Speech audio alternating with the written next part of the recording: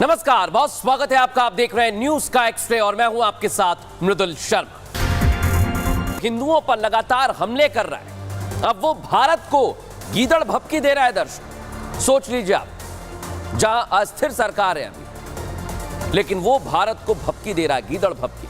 क्या हो रहा है दर्शकों, बताता हूं। आप 5 अगस्त की तारीख आपको याद होगी, जब बांग्लादेश में तख्ता पलट हुआ। इसके बाद कट्टरपंथियों ने जुल्म की इंतहा कर दी। मंदिर हो या हिंदुओं के घर या फिर शिक्षा का मंदिर, उपद्रवियों के निशाने पर सिर्फ हिंदू ही थे। मोहम्मद यूनुस के नेतृत्व में अंतरिम सरकार जरूर बनी, लेकिन हमले नहीं रुके। देखिए जरा, हिंदुओं पर हमले हो रहे हैं, लगातार वहां से खबरें आ रही हैं। अब सवाल ये दर्शकों, आखिर हिंसा की आग में सिर्फ हिंदू ही क्यों झुलस रहा है? किसकी शय पर यह अत्याचार किया जा रहा है? क्यों मोहम्मद यूनुस इन सब पर लगाम नहीं लगा रहे? इन तस्वीरों पर दर्शक, एक तरफ हिंदुओं के लिए बांग्लादेश जहन्नुम बन गया है, तो दूसरी तरफ जिस भारत ने बांग्लादेश की आजादी में मदद की, हर कदम पर बांग्लादेश की मदद में भारत सबसे आगे रहा। अब उसी बांग्लादेश ने हिंदुओं को और हिंदुस्तान को आंख दिखाने की कोशिश की। शेख हसीना को भारत में शरण देने के बाद अब बांग्लादेश उनके प्रत्यर्पण की मांग कर रहा है, और कहा जा रहा है कि अगर ऐसा नहीं होता तो भारत और बांग्लादेश के रिश्ते खराब हो सकते हैं। सोचिए जरा। लेकिन बड़ी बात क्या है दर्शकों, समझिए जरा। एक तरफ है शेख हसीना, उन पर केस दर्ज हो रहे हैं। दूसरी तरफ भारत से उनके प्रत्यर्पण की मांग होने लगी है। लेकिन सोचिए दर्शकों, ये वही बांग्लादेश है जहां हिंदुओं पर अत्याचार खत्म नहीं हो रहा, लेकिन अब वो गीदड़ भभकी दे रहा है, आंख दिखा रहा है। देखिए जरा हमारी इस रिपोर्ट में।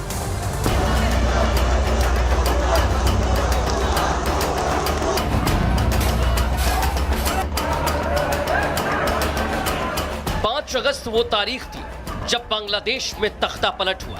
प्रदर्शन की आग में कट्टरपंथियों ने प्रधानमंत्री शेख हसीना को 45 मिनट में देश छोड़ने के लिए मजबूर कर दिया था। इसके बाद शेख हसीना अपनी बहन के साथ बांग्लादेश छोड़ती है। शेख हसीना को भारत सहारा देता है और सेफ हाउस में रखा जाता है।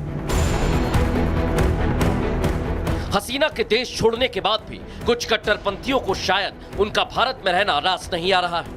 मोहम्मद यूनुस के नेतृत्व में बनी अंतरिम सरकार में हिंदुओं को किस तरह निशाना बनाया जा रहा है, दुनिया देख रही है। ना हमले रुक रहे हैं और ना ही रोकने की कोशिश की जा रही है।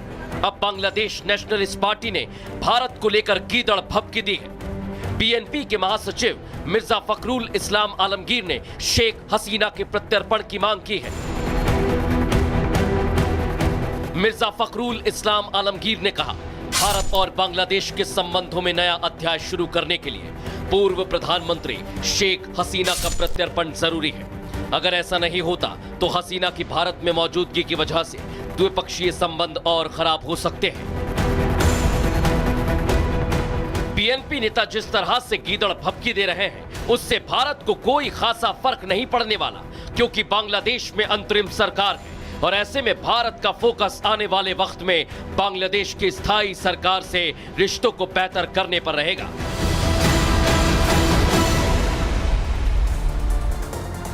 तो देख लिया दर्शकों आपने, एक तरफ शेख हसीना के प्रत्यर्पण की मांग हो रही है, तो दूसरी तरफ बांग्लादेश में राष्ट्रपति मोहम्मद शहाबुद्दीन संसद भंग कर देते हैं। फिर मोहम्मद यूनुस के नेतृत्व वाली अंतरिम सरकार बनती है और 13 अगस्त को शेख हसीना के खिलाफ केस दर्ज होना शुरू हो जाते हैं। शेख हसीना के खिलाफ अब तक 84 केस दर्ज हो चुके हैं। दर्ज सोच लीजिए, 84 केस अब तक दर्ज हो चुके हैं। लेकिन इतना भर नहीं है दर्शकों, हत्या के 70 केस शेख हसीना पर दर्ज किए गए, और आपको बता दूं, नरसंहार के उन पर 8 केस दर्ज कर दिए गए। इतना ही नहीं, इसके बाद और केस उन पर दर्ज किए।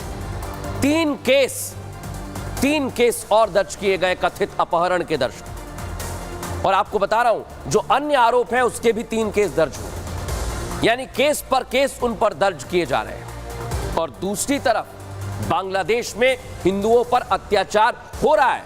मां की फिक्र नहीं है उन्हें, लेकिन शेख हसीना की फिक्र है दर्शकों। शेख हसीना अगस्त के महीने में भारत आई और उन्होंने भारत में शरण ली। ठीक 49 साल पहले दर्शकों आपको लेकर जा रहा हूं, शेख हसीना ने भारत में ही शरण ली थी। वो महीना भी अगस्त का था। तो इसे संयोग ही कहेंगे कि एक बार फिर वही इतिहास अपने आप को दोहरा रहा है, या यूं कहें कि अगस्त का महीना शेख हसीना के लिए भारी रहा है। इसके पीछे कुछ कारण हैं दर्शकों, आपको बताता हूं क्या कारण है, समझ लीजिए। शेख हसीना पर अगस्त का महीना भारी है क्योंकि 1975 में अगस्त में शेख हसीना के परिवार की हत्या कर दी गई। बंगबंधु शेख को बांग्लादेश के संस्थापक पिता माना जाता था। शेख हसीना उस वक्त अपने पति के साथ जर्मनी में रह रही थी। जर्मनी में रहने के कारण वो और उनकी बहन बच गई। परिवार की हत्या के बाद शेख हसीना भारत में शरण लेने आई। तत्कालीन प्रधानमंत्री इंदिरा गांधी ने भारत में जब तक चाहे रहने की उन्हें परमिशन दी। शेख हसीना के पति को दिल्ली में नौकरी मिली, घर दिया गया। 1981 तक दिल्ली में रहने के बाद वो ढाका लौट गई। लेकिन आज फिर वही हो रहा है, भारत में है, सेफ हाउस में है, लेकिन अभी उनके सामने कई चुनौतियां हैं दर्शक, क्योंकि बांग्लादेश में कट्टरपंथी और नफरती लोगों ने हिंदुओं पर अत्याचार बंद नहीं किए हैं। वो तस्वीरें आप रोज देख रहे होंगे। पहले हिंदुओं पर घर में घुसकर अत्याचार किया गया, जो अभी तक जारी है। फिर मंदिरों को निशाना बनाया गया ताकि सनातन को मिटाया जा सके। फिर सरकारी कर्मचारियों से जबरन इस्तीफा दिलवाया गया और अब हिंदुओं को टारगेट करने के लिए कट्टरपंथियों ने एक नया तरीका निकाल लिया दर्शक। अब इनके निशाने पर हिंदू शिक्षाविद आ गए हैं, जिनसे एक लाइन में कोरे कागज पर इस्तीफा लिखवाया जा रहा है। सोचिए दर्शकों, कोरे कागज पर इस्तीफा लिया जा रहा है हिंदुओं का। देखिए जरा कर क्या रहे हैं वहां पर कट्टरपंथी।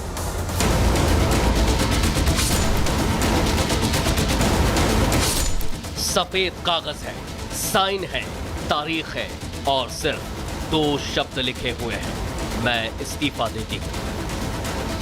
ऐसे 1, 2, 3 कागज नहीं, बल्कि करीब 50 कागज हैं, जिन पर इन्हीं 2 शब्दों को लिखकर जबरन इस्तीफा लिया जा रहा है। और ये सब हो रहा है बांग्लादेश में।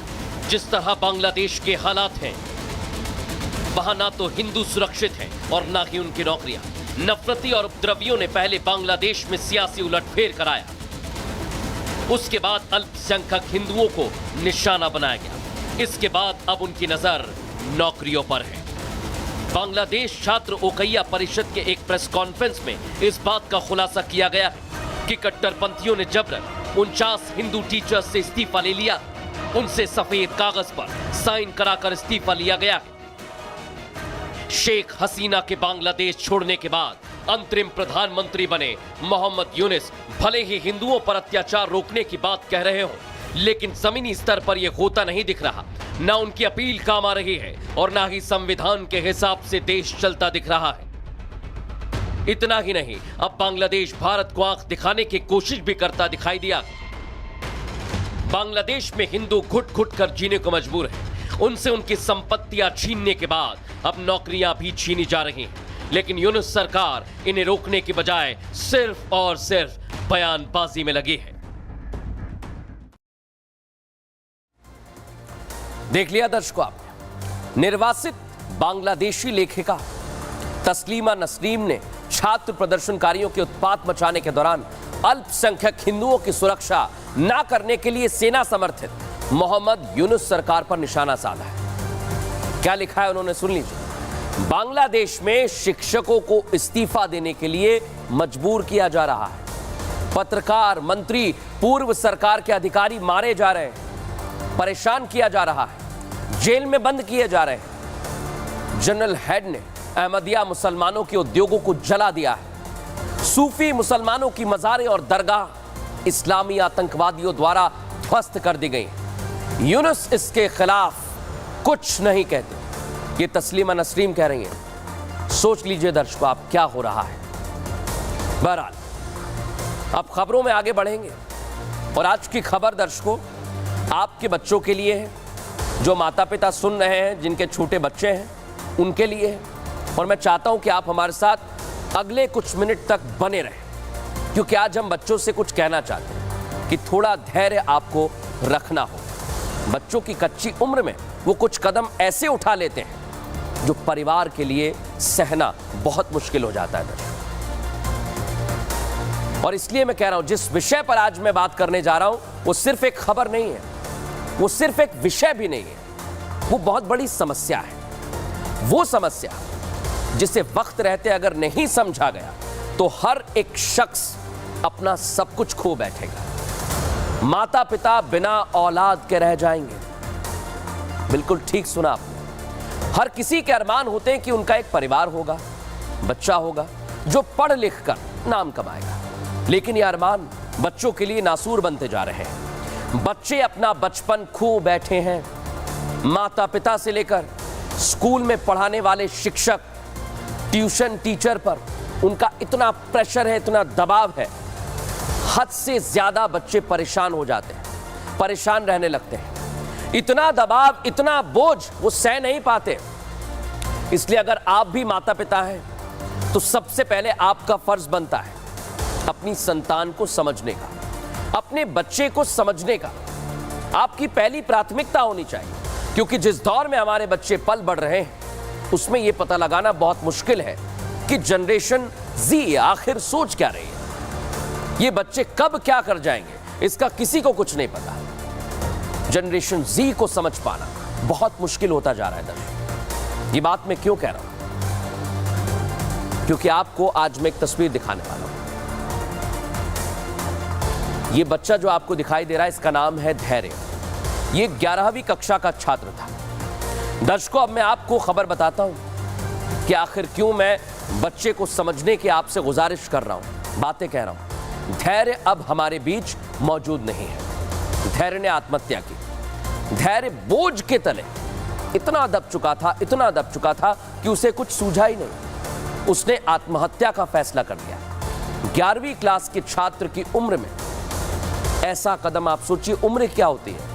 उस पर दबाव इतना था, प्रेशर इतना था कि धैर्य अपना धैर्य खो बैठा। दर्शकों, धैर्य पर कितना प्रेशर था बताता हूं दर्शकों। उसका सुसाइड नोट सामने आया है और उस नोट को पढ़कर समझ में आता है कि वो बहुत प्रेशर में था, दबाव में था। धैर्य 1, 2, 3 नहीं, वो बहुत ज्यादा प्रेशर में था, इसलिए उसने ये सुसाइड नोट लिखे। ये देखिए, एक अपनी मां के नाम, एक पिता के नाम और एक संदेश उसने अपनी शिक्षक के नाम भी लिखा है दर्शक। तीसरा नोट जो मैं आपको दिखा रहा हूं, हिंदी टीचर के नाम लिखा है, जो सबको चौंका रहा है, क्योंकि खुदकुशी के सुसाइड नोट छोड़ा। धैर्य को बहुत कुछ करना था, लेकिन वो कर नहीं पाया दर्शकों। इसलिए हम कह रहे हैं कि आपको थोड़ा सा धैर्य रखना होगा। लेकिन धैर्य ने यह कदम क्यों उठाया, इस रिपोर्ट में देखिए।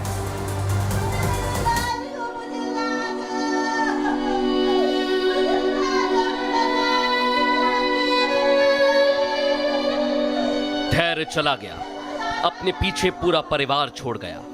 छोटी सी उम्र में अपने माता पिता को कभी ना भरने वाला घाव दे गया। अब उसके माता पिता से धैर्य हमेशा के लिए दूर हो गया है। धैर्य उन्हें ऐसा घाव देकर गया है जिसकी घुटन से वो पल पल परेशान होंगे। जब भी वो धैर्य के लिखे ये नोट को पढ़ेंगे, आंखें आंसू, दिल में धैर्य की एक एक बात कौंध रही होगी। क्योंकि धैर्य ने जो चिट्ठियां लिखी हैं, उनके एक एक शब्द मानो हर उस परत को खोलते हैं जो सिर्फ धैर्य नहीं, हर माता पिता को संदेश दे रहा है। धैर्य अपनी मां को चिट्ठी लिखता है, उसमें उसका अपनी मां से जुड़ाव अलग नजर आ रहा है। वो इस जिंदगी पर कुछ फंदा लगा रहा है और दूसरे जन्म में मां से दोबारा मिलने की बात कह रहा है। इस चिट्ठी में लिखा एक एक शब्द भावनाओं से भरा है। वो कह रहा है कि मैं जानता हूं आज तक मैंने आपको कभी भी खुशी नहीं दी, बहुत से गलत काम किए, आपका भरोसा तोड़ा, दूसरों के सामने आपकी बेइज्जती करवाई। आप मुझे माफ कर सको तो माफ कर देना। मैं अपना वादा नहीं निभा पाया, मैं आपको बड़ा नहीं बना सका, बल्कि आपका नाम खराब कर दिया। इतनी गलती की है मैंने, आज एक और गलती करने जा रहा हूं। मगर एक बात याद रखना मम्मी, हम फिर मिलेंगे। इस जन्म में नहीं तो अगले जन्म में मेरे डैडी और मेरी बहन का ध्यान रखना। आपका बेटा। धैर्य का सपना था बड़ा आदमी बनने का, अपने माता पिता को ऐशो आराम की जिंदगी देने का, लेकिन वो तो अपनी जिंदगी की शुरुआत में ही उन्हें छोड़कर चला गया। धैर्य ने अपने पिता को जो खत लिखा है उसे पढ़कर आपकी आंखों में भी आंसू आ जाएंगे। धैर्य की छोटी बहन भी है और बड़े भाई को पिता की भूमिका दी जाती है। अपनी बहन के लिए धैर्य की वो भूमिका उसके खत में दिखाई दी। उसने लिखा, मैंने आपसे जो कुछ भी मांगा आपने दिया, उसके लिए थैंक यू। छोटी बहन को उतना पढ़ाना जितना वो पढ़ना चाहती हो, बीच में मत रोकना प्लीज, मैं आखिरी बार आपसे कुछ मांग रहा हूं। लेकिन जिस चिट्ठी ने सबसे ज्यादा चौंकाया वो चिट्ठी है धैर्य की अपनी हिंदी टीचर सुनीता पासी को। इस चिट्ठी में धैर्य ने लिखा, ये दिन आपके लिए सबसे अच्छा होगा ना मैम, आपकी सबसे बड़ी परेशानी को मैं दूर कर रहा हूं, वो भी हमेशा हमेशा के लिए। इस चिट्ठी ने खुदकुशी के कारण की सभी सुइयों को उनकी टीचर की तरफ मोड़ दिया है, क्योंकि उसने चिट्ठी में लिखा कि यह दिन आपके लिए सबसे अच्छा होगा ना। यानी धैर्य और उसकी टीचर के बीच कुछ गड़बड़ियां तो थी जिससे धैर्य परेशान था। धैर्य के ये खत बहुत कुछ सोचने पर मजबूर कर रहे हैं। बच्चों की सोच किस दिशा में आगे बढ़ रही है, ये बहुत बड़ा सवाल है। तो देखा दर्शकों आपने, सवाल यही खड़े हो रहे हैं कि आखिर धैर्य ने सुसाइड क्यों किया। इसका पता कैसे चला बताता हूं आपको। मंगलवार को मंदिर में प्रसाद चढ़ाने के लिए धैर्य पहुंचा हुआ था। घर लौटकर धैर्य ने सभी को आकर प्रसाद दिया। बुधवार की सुबह धैर्य को स्कूल जाना था, इसलिए सभी लोग वक्त पर सो गए थे। कुछ देर बाद धैर्य के कमरे की लाइट जली हुई दिखती है। धैर्य की मां उसके कमरे में जाती है। धैर्य को पढ़ता हुआ देख वो अपने कमरे में जाकर आराम से सो जाती है। सुबह 5 बजे मां की नींद खुली। धैर्य घर में नहीं था। धैर्य को ढूंढती हुई मां नीचे ग्राउंड फ्लोर पर पहुंची। पंखे पर दुपट्टा लटका देख धैर्य जमीन पर गिरा पड़ा था। उसे अस्पताल ले जाने पर डॉक्टर्स ने उसे मृत घोषित कर दिया है दर्शकों। लेकिन सोचिए दर्शकों, धैर्य ने अपने टीचर के साथ जो सुसाइड नोट में बात लिखी है, कुछ ना कुछ गड़बड़ी थी, लेकिन वो बता नहीं पा रहा था। सोचिए जरा, धैर्य के सुसाइड नोट और अब तक की जांच पड़ताल में यही पता चल रहा है कि धैर्य अपनी टीचर से परेशान था। उसकी टीचर क्या उसे टॉर्चर करती थी, इसीलिए वो परेशान रहने लगा था। धैर्य के पेरेंट्स भी टीचर के उसे डांटने फटकारने की बात बता रहे हैं, लेकिन किसी को यह नहीं पता था कि धैर्य के मन में क्या चल रहा है, वो किस हद तक हर्ट हो चुका है। सोचिए जरा। लेकिन आप सोचिए दर्शक, एक छोटा सा बच्चा इतने प्रेशर में था, किसी को पता नहीं चला। इस रिपोर्ट में दिखाते हैं।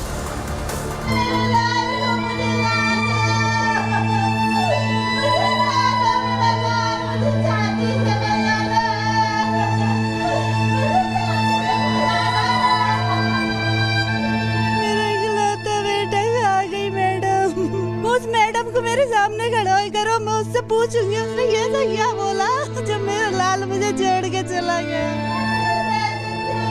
यही सवाल आज सबके जहन में है कि आखिर ऐसा क्या हो गया कि धैर्य ने आत्महत्या करने जैसा कदम उठा लिया। ऐसा क्या हो गया कि धैर्य को खुदकुशी करने के अलावा कुछ और नहीं सूझा। ऐसी क्या परेशानी थी कि धैर्य किसी से बोल नहीं पाया। ऐसी कौन सी मजबूरी थी कि जो कुछ उसके साथ स्कूल में हो रहा था वो अपनी मां से इतना करीब होने के बावजूद उनसे अपना दर्द नहीं बांट पाया। तो मेरा लाल, मुझे मेरा लाल चाहिए, प्लीज मुझे मेरा लाल चाहिए, मेरा बच्चा मुझे ला दो। इस मां की पीड़ा को शायद ही कोई समझे। इस मां ने अपना बेटा खो दिया। इस मां का लाल हमेशा के लिए इससे दूर हो गया है और इसका आरोप लग रहा है बच्चे की हिंदी टीचर पर। आरोप है कि धैर्य की टीचर उसे इस कदर टॉर्चर करती थी कि वो उसके परिवार के लिए भी बुरा भला कहती थी। बोलती थी मेरे बच्चे को पढ़ने लिखने में ऐसा ही है। खानदान को बोलती थी, खानदान को बखानती थी। मैंने बोला कोई बात नहीं बेटा, आपकी पढ़ाई के लिए बोलती है ना बेटा। धैर्य पढ़ने में बहुत तेज तो नहीं था, लेकिन ठीक ठाक छात्र था। लेकिन उस पर न सिर्फ पढ़ाई का प्रेशर डाला जा रहा था, बल्कि आरोप है कि उसकी टीचर उसे नशेड़ी बोल बोल कर टॉर्चर कर रही थी। ये बोलती है मैडम कि तुम ड्रग्स लेते हो, कि तुम नशा करते हो। मेरा बच्चा नशा करता है, ऐसे करता है, मेरा नशाड़ी है मेरा बच्चा, ऐसे बोल बोल को उसको उसने बहुत टॉर्चर किया। जब मैं इसको खड़ा करती हूँ ना तो इसका बिहेव ऐसा रहता है पूरी क्लास में जैसे ये ड्रग्स करके यहाँ क्लास में आया हो। फिर अगर मैं आधे घंटे के बाद इसको देखती हूँ तो इसकी एनर्जी मतलब हाई लेवल की रहती है। क्लास में किसी की एनर्जी इतनी हाई लेवल की नहीं होती है। धैर्य बचपन से ही उसी स्कूल में पढ़ रहा था जहां ये टीचर पढ़ा रही थी। सवाल तो ये भी है कि स्कूल में ये टीचर एक छात्र के साथ ऐसा बर्ताव करती रही, लेकिन स्कूल प्रबंधन की तरफ से कोई कार्रवाई नहीं की गई। इसी स्कूल में धैर्य जो है काफ़ी सालों से पढ़ रहा था और उसने इसी स्कूल के एक टीचर पे जो है आरोप लगाया है, क्योंकि परिवार वालों ने स्कूल के टीचर पे ये आरोप लगाया है कि उसके बच्चे को टॉर्चर किया जा रहा था और ये बार बार कहा जा रहा था कि तू नशा करता है, तू ड्रग्स लेता है। इसी बात से बच्चा काफ़ी ज़्यादा डिप्रेस हो गया और आखिर में गिल्टी फील किया और बुधवार की सुबह उसने आत्महत्या कर ली।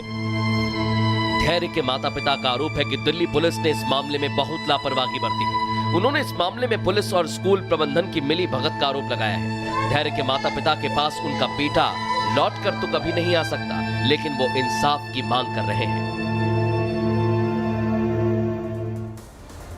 देख लिया दर्शकों आपने, जिस स्कूल में धैर्य पढ़ता था वो दिल्ली के आनंदपुर धाम कराला में स्थित है। धैर्य की मौत के बाद पूरा परिवार मातम में डूबा, ये आपने देख लिया, लेकिन वो अपने बच्चे के लिए इंसाफ की मांग कर रहे हैं। 48 घंटे तक पुलिस के लापरवाही बरतने के बाद अब इस मामले में थाने में टीचर के खिलाफ शिकायत लिखी गई है और पुलिस ने इस पूरे मामले में मुकदमा दर्ज कर जांच शुरू कर दी है। लेकिन आप सोचिए, एक परिवार ने अपना बेटा खो दिया है। धैर्य के पिता क्या कह रहे हैं, सुनवाते हैं आप। मैं पहले कभी स्कूल में पेरेंट्स मीटिंग में नहीं जाता था। मैं पहली बार ही उसकी एक कंप्लेंट पे गया हूँ। तो बच्चा इतना हरासमेंट हो गया, उसको जो उसके स्कूल से दोस्त भी आए थे तो वो भी बता रहे थे कि धैर्य को कुछ टीचर ज़्यादा ही टॉर्चर करती हैं, उसको हरासमेंट करती हैं। तो क्लास के बच्चों के प्रति उसकी गिल्टी बहुत ज़्यादा हो गई कि वो अपने आप को बहुत ज़्यादा प्रेशर में आ गया। धैर्य के आत्महत्या करने का ये कोई पहला मामला नहीं है। धैर्य जैसे कई बच्चे हैं दर्शकों जो छोटी सी उम्र में इतना बड़ा कदम उठाने के लिए मजबूर हो जाते हैं। छात्र लगातार आत्महत्या करने जैसा कदम उठा रहे हैं। सवाल ये कि क्यों? खुदकुशी की बढ़ती घटनाएं आपके लिए अलार्म है, हर माता पिता के लिए। मैं आप लोगों से यही कहूंगा कि आप अपने बच्चे पर जरूरत से ज्यादा दबाव ना डालें। वो जिस चीज में खुश है उसे वही करने दें, बेहतर होगा। अपने बच्चे पर फिजूल का डॉक्टर, इंजीनियर, बहुत बड़ा आदमी बनने का प्रेशर आप मत डालिए। सबसे पहले जिंदगी, अगर वही नहीं रहेगी तो क्या होगा? कुछ भी नहीं बन पाएगा। ये बात मैं इसलिए कह रहा हूं दर्शकों क्योंकि एक रिपोर्ट सामने आई। ये रिपोर्ट चेताती है हमें। बच्चे अपना धैर्य खोते जा रहे हैं, ये रिपोर्ट दर्शा रही है। और अपनी समस्याओं के समाधान के लिए जब वो किसी को नहीं खोज पाते तो आत्महत्या जैसा कदम उठा लेते हैं। इससे जुड़े हुए जो आंकड़े हाल ही में सामने आए हैं वो बहुत ही चिंता पैदा कर रहे हैं। क्या कहते हैं आंकड़े, बताता हूं आपको। एनसीआरबी के आंकड़ों के मुताबिक देश में आत्महत्या की घटनाओं की संख्या हर साल 2% की बढ़ोतरी उसमें देखी गई है, जिसमें छात्रों की आत्महत्या के मामले में 4% की बढ़ोतरी हुई।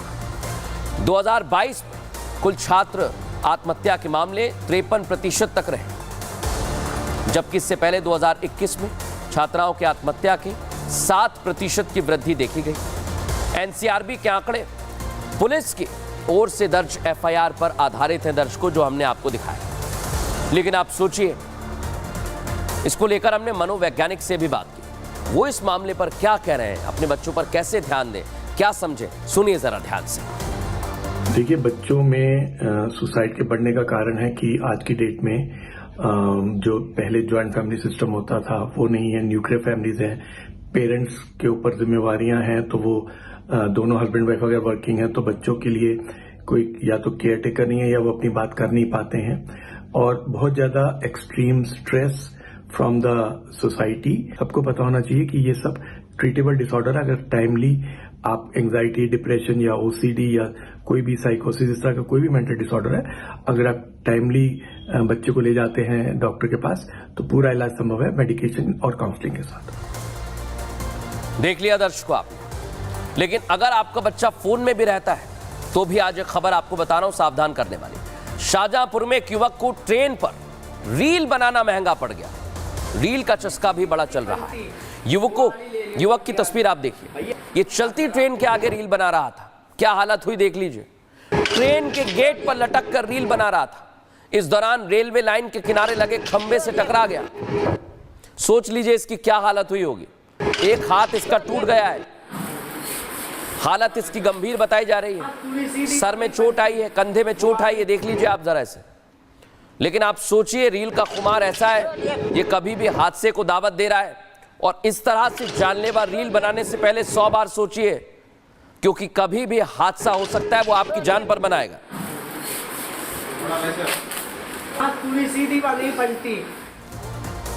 खबरों में आगे बढ़ेंगे दर्शकों। आपको लेकर चलता हूं पाकिस्तान के कराची। वहां के एक मॉल में लूट मच गई दर्शकों। बिजनेसमैन ने स्पेशल डिस्काउंट लगाया, देखिए आप। जिसके बाद क्या हुआ, पाकिस्तानी जो कंगालिस्तान कहा जाता है, वहां भीड़ आ गई, पूरे मॉल को लूट लिया। देखिए जरा, फुल फ्रेम दिखाइए इस तस्वीर को। पूरे मॉल को लूट लिया। आप देखिए कैसे ये भीड़ घुस गई थी मॉल में। रोकने की कोशिश की जा रही है, लेकिन रुकने का नाम नहीं ले रही है भीड़।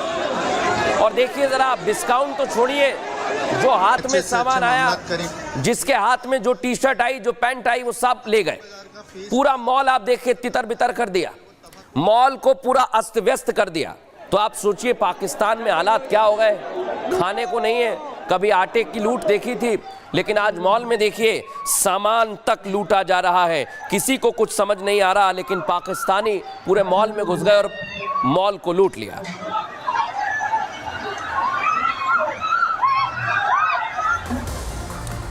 उत्तर प्रदेश के गाजियाबाद से एक तस्वीर सामने आई है दर्शकों, बता रहा हूं आपको। एक गली की तस्वीर ये मैं आपको दिखा रहा हूं। 2 बच्चे साथ में खड़े हुए और एक टेम्पो आता हुआ आपको दिखाई दे रहा होगा। बच्ची के ऊपर ये टेम्पो चढ़ जाता है। देखिए जरा आप ध्यान से, दुकान के ठीक बगल में खड़ी हुई। आगे का पहिया पूरी तरह से बच्ची के ऊपर से गुजर जाता है। वहां खड़े लोगों ने ये देखा, तभी बच्ची को टेम्पो के नीचे से निकाला जाता है। आनन फानन में अस्पताल लेकर गए दर्शकों। टेम्पो ड्राइवर इस हादसे के बाद मौके से फरार हो गए। देखिए आप, ऐसी घटनाएं हो सकती हैं। वहां लगा था सीसीटीवी जहां ये तस्वीर कैद हुई है, लेकिन ये भी ख्याल रखने वाली तस्वीर है। इस तरह के हादसे ना हो, आप भी सावधानी बरतें, क्योंकि यहां एक छोटी सी गली है, जगह नहीं है जाने की, लेकिन गाड़ी आ रही है और एक बच्चे को हादसे का शिकार होना पड़ता है। लेकिन मुरादाबाद में एक और तस्वीर सामने आई है, दिखा देता हूं आपको। मोबाइल टावर पर एक प्रेमी चढ़ गया है, प्रेमी युगल, और घंटों हाई वोल्टेज ड्रामा रहा दर्शकों। देखिए आप, पहले ये देखने को मिलता था। शादी की जिद पर अड़े हुए हैं ये दोनों। एक प्रेमी युगल शनिवार की रात में चढ़ गया टावर पर और कहने लगा हमारी शादी कराओ। जिसके बाद लोग वहां पर पहुंचे। घंटों तक ये ड्रामा चलता रहा। लोगों को समझाने के लिए पहुंचाया गया। कुछ लोग समझाने के लिए पहुंचे, प्रशासन को भी जानकारी मिली, वो भी पहुंचा। और आप देखिए जरा किस तरह से आपने शोले में देखा था शादी के जिद, अब मुरादाबाद में भी।